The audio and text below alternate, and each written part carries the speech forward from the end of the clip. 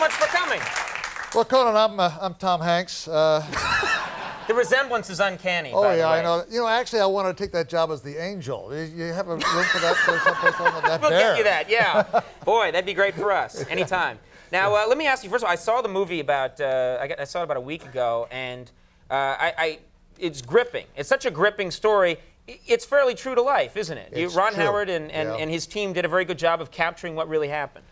When I first got together with Ron and he wanted to make a movie out of the book, I said, Ron, if you just take the actual story, don't hype it, just do what was there. There's so much adventure, so much suspense that your job will be what to throw out to keep the movie at a certain length, and that's what happened. All right. Now, when you see the movie, for anyone, I think so many people are familiar with the story now, but in a nutshell, you go up with the two other astronauts, and there's an explosion. How far into the trip was it? It was 2 days, about 200,000 miles out, and you know, it was a third flight. No one carried it. None of the networks carried it. Even the control people wanted us to turn off the TV program that we had going back down again. We did that, and bang, an explosion occurred, and then it was 4 days of trying to get home. And it was just it's improvising a way to get back. And the thing that's so, you watch especially the scene we saw right here, the tension is so high. Were there explosions like that when you were, were you guys yelling at each other in the capsule? Were you very calm and cool? How do you prepare for something like that? Well, we were test pilots, so we had sort of the training in the past. We were in some crises before. But, if you panic, where would you go? I mean, you could bounce off the walls for 10 minutes. As a matter of fact, that's what, Tom was saying. Yeah. And you're right back where you started from. So you had to say, well, what can we do to get home? I would have just panicked for like a solid day and then maybe said, okay, now, but for a solid day, I'd have been screaming, I'd have torn my clothes off, running around, shrieking at the top of my lungs. But there was no, you really, you talk about it so calmly. You talk about it like, well, you just have to, you just have to be reasonable and figure out a way. And it's hard to know. Deep inside, did you think we're not going to make it? Oh, I think individually we all thought, holy cow, what happens if we don't get home? We had a couple choices. We could either hit the Earth in some manner that would make us a fiery meteor for a few brief seconds. That didn't sound too good. That's a bad option. That was a bad option. Then we could have missed the Earth completely and probably gone into an orbit around the sun. That didn't sound too good either. Then there was the freezing, and of course it was getting very cold. Then we were being poisoned by our own exhalation because we were breathing out carbon dioxide, and the lunar module wasn't designed to support 3 guys.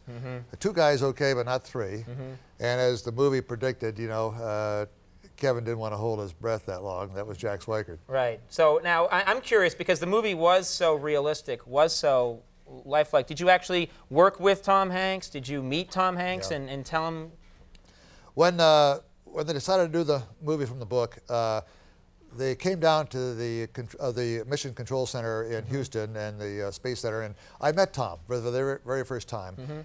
And Tom said, I got to know your character. I have to know your mannerisms and how you talk and how you move. And he said, can we get together? And I said, yeah, why don't you come down to my house? I have a home in Horseshoe Bay, Texas, and I have an airplane down there.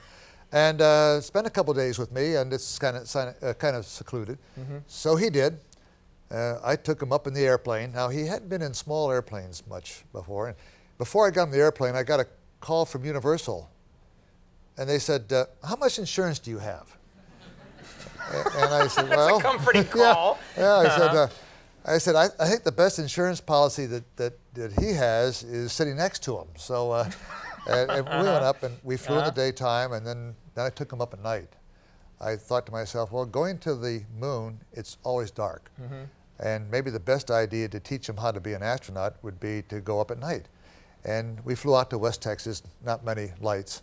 And it was a clear night. And I had a little cutout of the lunar module window. And I put it in the windscreen of the airplane. And I said, now, Tom, this is all you're really going to see on the way to the moon. And we found a couple stars that we actually used on the flight. And then I let him fly the airplane. What? Yeah, well, You let Forrest Gump take the controls of the plane? Yeah, I was worried about that. My niece went to see the movie, Apollo 13, and she said, she's only a small, little thing. She said, well, I know that they'd make it okay because Forrest Gump was flying, but...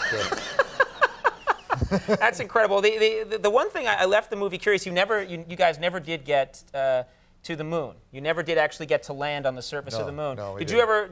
What were you planning to say when you, if you had been able to step on the surface of the moon? Did you have anything planned, or? No, by the time the third flight went along, everybody who was going to say something already said it. So Right. So at that point, no one. Yeah. Yeah, so I thought to myself, if I could just get down there and land, I'll be happy. You Right. know? And so no, I really didn't plan anything to say. Well, it's really an amazing story, and I got to say it's a kick to meet the man himself. It really is a pleasure. Well, thanks, Conan. Best of luck with the book, and yeah, we've had the book now. Jeff Kluger and I wrote it started about 2 years ago, and it took us 2 years to get it out, and then it was called Lost Moon, and then when the paperback came out, they changed it to Apollo 13, and I said, well, that's fine because the movie's Apollo 13. So. Yeah, and it's selling like hotcakes. Yeah, it's really going to town right now. It really is nice. Sir, very nice to meet you. Oh, Thank you my very pleasure. much. Okay, Stay right here. You stay right here. Okay. Of course, the movie's Apollo 13. The book is Apollo 13. Folks, we'll be right back. Jim Lovell, everybody.